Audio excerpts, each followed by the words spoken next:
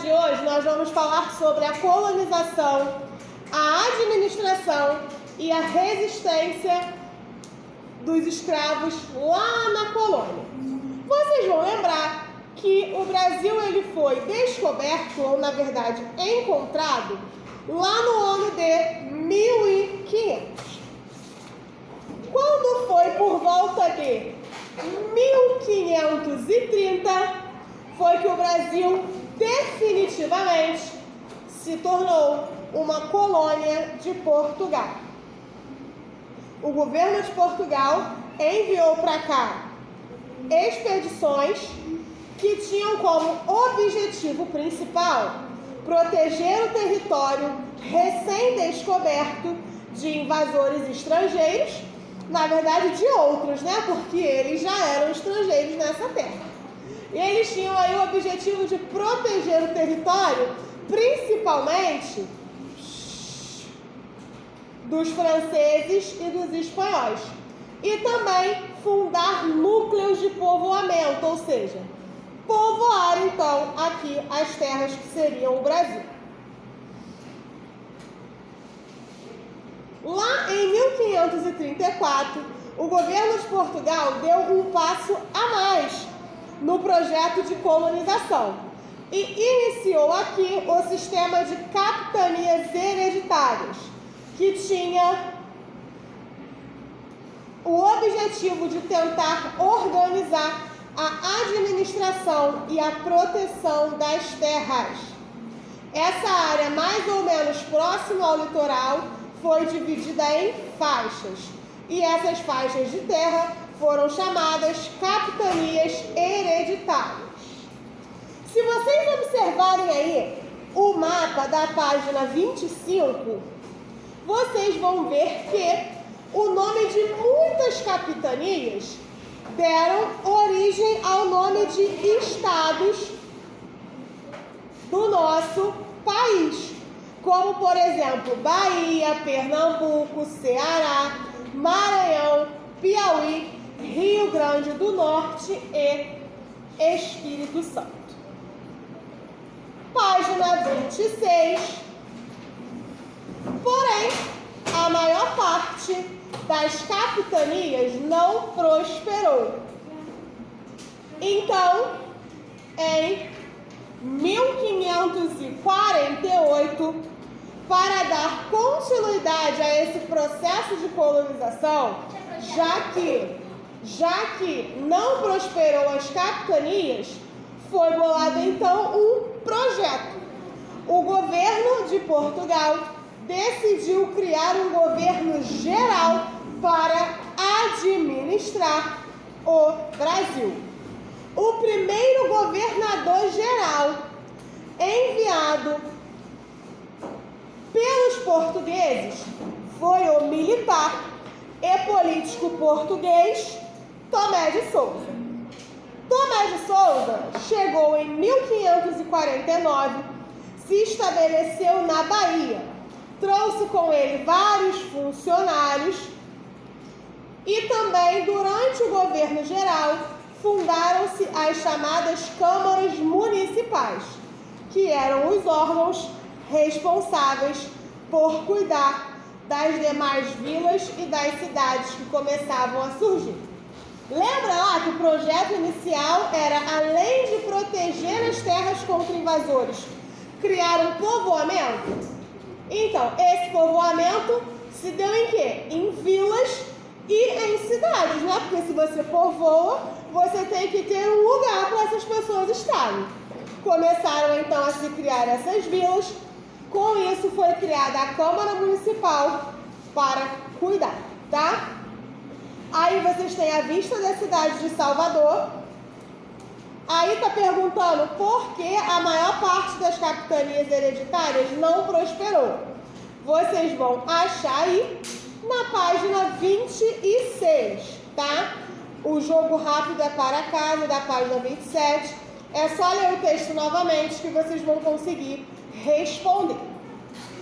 Os primeiros engenhos de açúcar foram instalados no Brasil à medida que a colonização ia se concretizando. As condições climáticas do Brasil, que é um clima quente e úmido, eram ótimas para o plantio da cana-de-açúcar.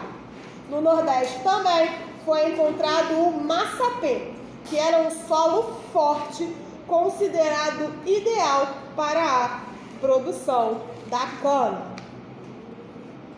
Desafio para casa. Na página 28, nós vamos ver a produção do açúcar na colônia. Observem aí que vocês vão participar comigo dessa parte. O engenho de açúcar era formado por diversas partes, como a casa grande, a senzala, as instalações do engenho propriamente dito e outros edifícios, como a igreja. Para saber mais, observe a ilustração a seguir. Aí na página 28, então, nós temos uma ilustração de um engenho de açúcar. Vocês podem ver que aí foram colocadas numerações. Essas numerações se referem a qual era o local que era cada numeração dessa. O número 1 era que local? Está escrito lá na página 29. Número 1 era que local? Casa grande. Então, observem aí o número 1. Casa grande, residência do senhor de engenho e da sua família. E o número 2, que local é esse? Capela. Vamos lá, turma. Onde eram realizadas missas e também batizados, casamentos e outros. E o número 3? Senzala. A senzala era uma construção em que os escravizados moravam. E o número 4 era o quê? Olhem aí na foto a roda d'água. Os rios forneciam água para consumo e irrigação. Além disso, alguns engenhos tinham rodas d'água que geravam energia para movimentar a moenda. A moenda está aí no número 5 e é um mecanismo no qual a cana-de-açúcar é moída. O que temos no número 6? Fornalha. Era a casa que contava com grandes fornos, nos quais o caldo da cana era fervido e transformado em melaço e colocado em tachos de cobre. E o número 7? Vulgar. O açúcar era refinado ali, na etapa final do seu processo. E o número 8? Canavial. Local do plantio da cana-de-açúcar. E o 9? Livres. Tinham as pessoas que eram escravizadas e também tinham as pessoas que eram trabalhadores livres, como o feitor, o mestre de açúcar, os ferreiros e outros. Então aí nós ficamos sabendo um pouquinho como era lá o engenho de açúcar. Na jogo rápido da 29, qual era a importância dos rios para os engenhos? Não precisa escrever, é só para a gente comentar. É o que nós lemos lá no número 4. Forneciam água para consumo e irrigação. Além disso, alguns engenhos tinham rodas d'água que geravam energia para movimentar as moedas. Qual era o nome das habitações em que os escravos moravam? Procurem aí. Tá aí, dos números 1 a 9. Qual era o nome das habitações que os escravos moravam?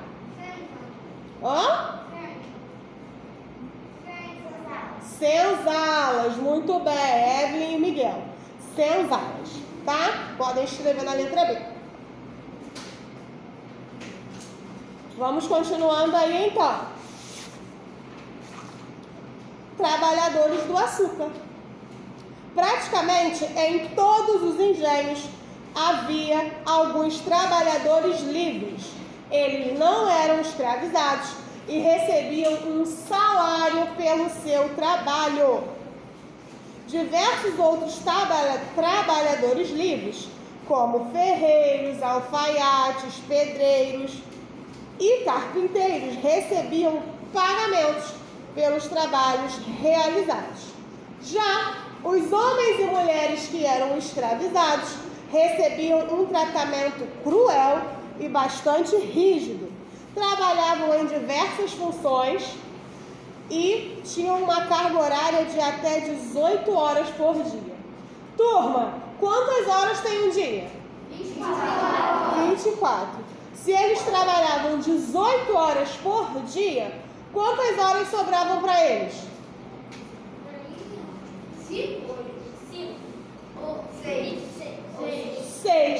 6 horas para descansar, se alimentar, conversar, rir. É muito pouco, não é? Eles trabalhavam muito. Como diz o livro, era uma condição de vida cruel, tá? Se os escravos contrariassem seus donos e não cumprissem as ordens que eles recebiam, eles eram castigados, às vezes com até violência e punição. 30. Resistência. Os africanos escravizados e os seus descendentes sempre procuraram resistir às condições cruéis da escravidão. Lembra essas condições que nós acabamos de falar? Eles não aceitavam isso facilmente, não. Eles estavam sempre resistindo. Faziam isso por meio de fuga, ou seja, eles fugiam. Tentavam sabotar as ferramentas de trabalho, tacar fogo nas plantações, assassinar os senhores e organizar revoltas e rebeliões. Aqueles que conseguiam fugir se dirigiam para as regiões da mata ou da serra e muitas das vezes passavam a viver nas comunidades conhecidas como quilombos. Nos quilombos havia centenas ou até milhares de escravizados fugidos. Ali, essas pessoas procuravam reorganizar sua vida, trabalhavam na agricultura, na pesca e no artesanato, vivendo então em comunidade.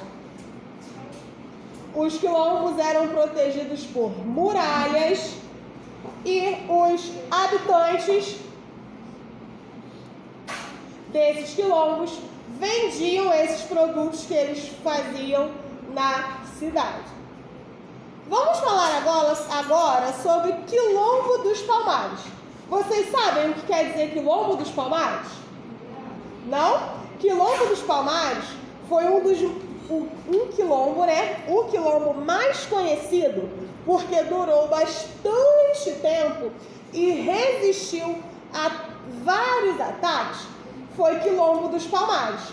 Foi fundado lá no século VII, na região da Serra da Barriga, que hoje fica em Alagoas.